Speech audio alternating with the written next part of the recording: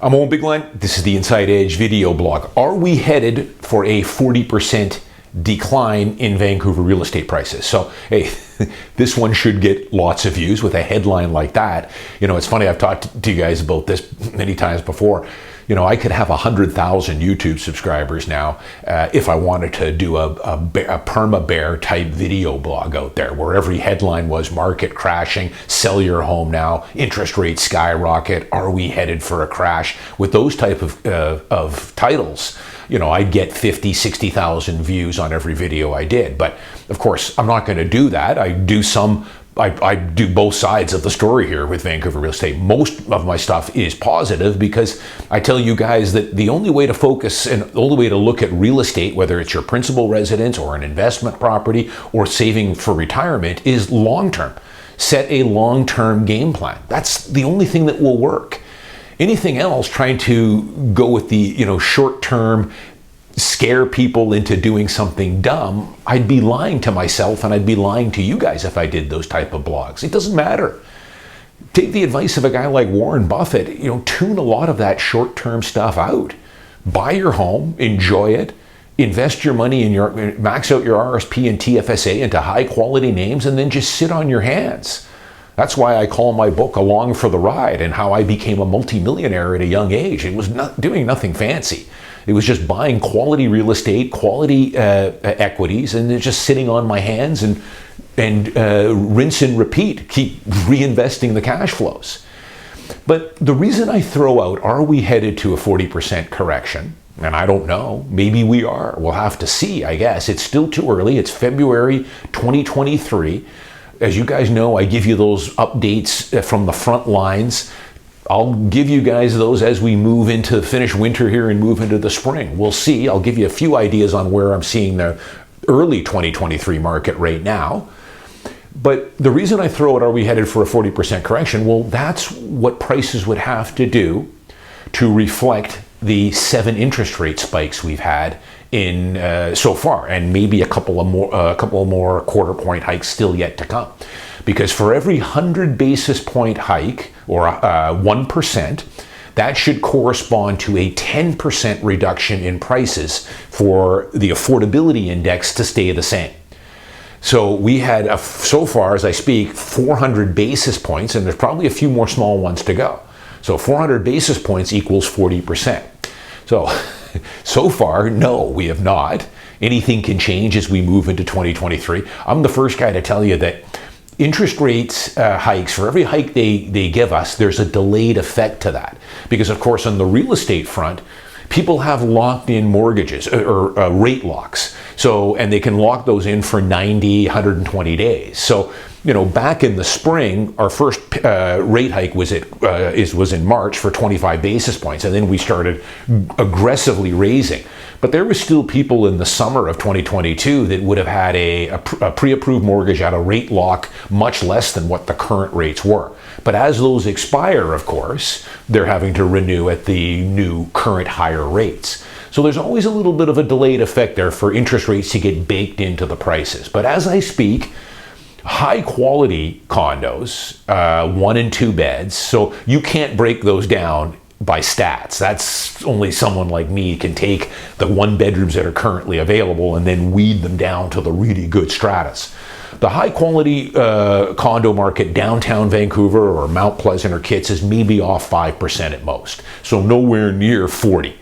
Maybe we get further declines as we move into the spring of this year, although I'm not seeing any signs of that because there's nothing for sale. I would say the higher end stuff, as you move into the luxury condos and then detached on the west side, or maybe a luxury detached home on the east side, those have been hit a bit more. I'm going to say maybe 10%, let's say, and I'm just using averages here. From what I hear, talking to some of my colleagues out in areas like the Fraser Valley, which of course had a huge run-up during COVID, much more aggressive price spikes than what we had in downtown Vancouver or east side or west side, because our price point was much higher. Those areas like Chilliwack and Abbotsford and Langley and areas like that, I'm hearing have been hit much more. Some people have told me as much as 20% or even 25%, I've heard. But I don't work those areas and I don't really follow them. Some of you guys can maybe comment in here. But still far less than the 40%. So that's kind of the crazy thing. Sure, these interest rate hikes, they've cooled the market and prices, depending on what you're buying, have come down. But of course, affordability is at an all-time low. It's not even close.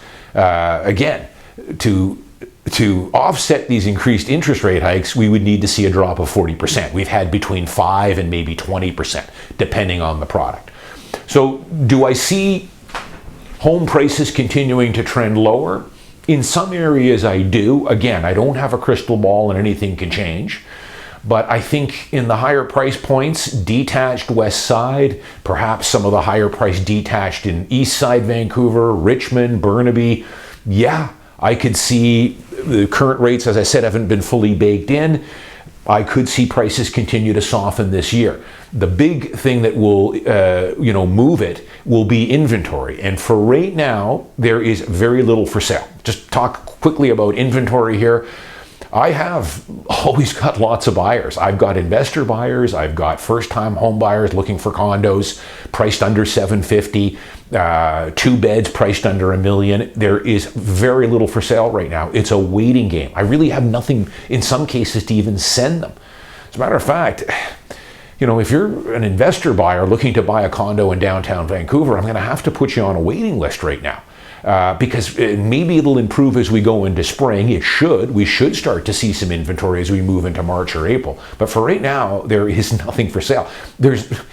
Even in the best of times, it's a trickle in supply here, especially on the high quality homes, I've often said. But it is incredibly low right now. 1-bedroom condos, 1 in dens, 2 beds under $1 million. If it's a good quality unit in a good strata, they are still selling quick, and it is still in a seller's market. Yes, some of you guys don't want to hear that. It's still in a seller's market. Prices are holding up extremely well. Barely off. Again, though, as you move into the higher echelons, we'll see where it goes this spring. Again, I'll do more blogs. Where I am seeing cracks forming is in the newly built luxury stratas that have just come online over the last year. Maybe they got occupancy last summer or in the fall, or they got occupancy last spring. Of course, whenever you get those new buildings, when they get occupancy, you see a flood of listings hit the MLS. Why these units are for sale is for a myriad of reasons. Some people absolutely have gotten into trouble. They bought these units 3 years ago as a pre-sale, had no idea. They thought they'd be paying 3% on their mortgage, not 7%. So they're in trouble. They've taken the keys, we got to sell it. Other things, divorces, job losses, some of them were flippers. They thought, we're going to buy this condo 4 years ago, they bought it, and when we get the keys, we're going to flip it and make $200K. Sometimes that works, sometimes it goes the other way on you. In this case, it's gone the other way on you.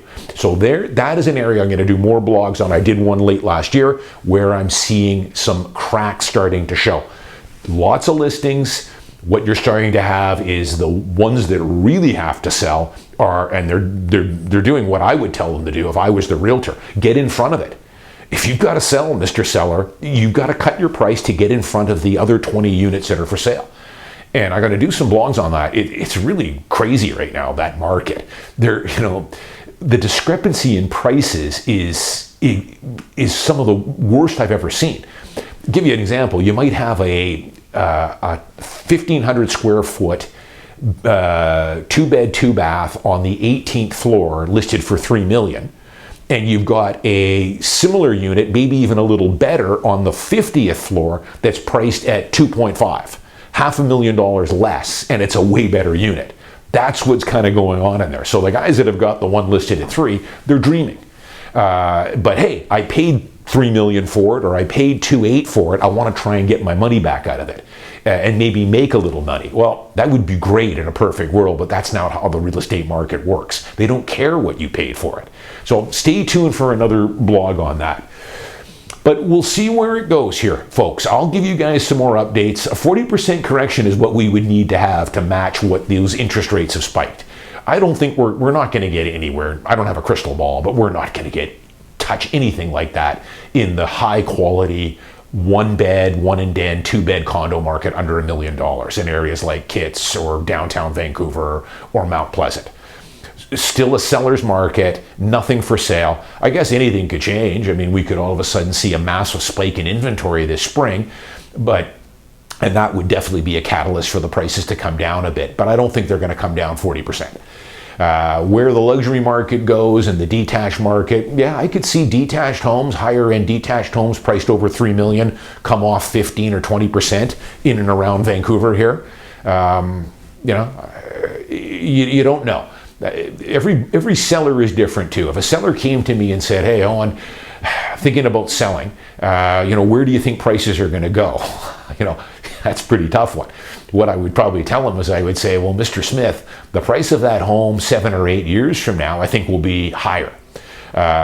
Maybe 5-10% higher, who knows? But in 2 years, yeah, I'm not sure. The price of that home, that $3 or $4 million home you've got, could be down 8 to 10%. So it's all based on your personal circumstance. If you think you want to sell in the next 1 or 2 years, maybe not a bad idea to put it on the market this spring. There's not a lot of competition, and get in front of this slow descent.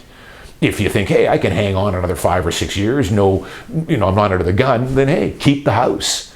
5 or 6 years from now, it'll probably be worth more than what it is at today's current market. Because interest rates, I don't have a crystal ball on that either. A lot of the guys I talk to who follow this a lot closer are suggesting if you've got a mortgage coming up for renewal, maybe lock in for 2 years. That seems to be kind of the magic date that the guys that I've talked to, and I've consulted 5 of them, and they've all told me the same thing. Lock in for 2. Plug your nose. I know that it's much higher than what your previous rate was, although these guys are right. Even at 6.5%, 7%, it's actually not that bad compared to historic averages over the last 20 years. Geez, you're talking to a guy. I've often said that I had my first mortgage at 15%. I thought when we went to single digits, I had died and gone to heaven when I was paying 8.5%, 9%. But I'm an old guy. Really, the shock here is where we've come from. We've come from 1.5 on a variable to 5.5 in a very short period of time, 8 months. Stay tuned for more blogs on this, where interest rates and prices and how they're going. I'll give you guys more stories from the front lines as they develop into the spring. I'm Owen Bigland. As always, thanks for watching. I'll see you guys next week.